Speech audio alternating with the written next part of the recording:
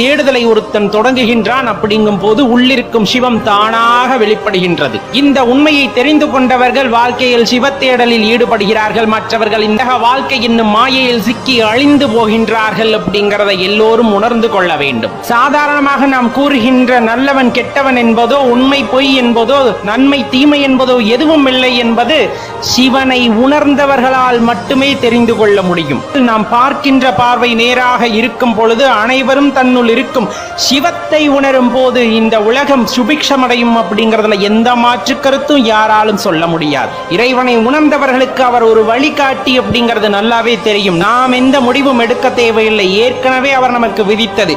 நமக்கு அவர் வழிகாட்டுகின்றார் நன்னெறியில் நடப்பதற்கு. இந்த உலகை நேசிப்போம், இந்த பிரபஞ்சத்தை நேசிப்போம், அதனினும் மேலான பரம்பொருளை நேசிப்போம்.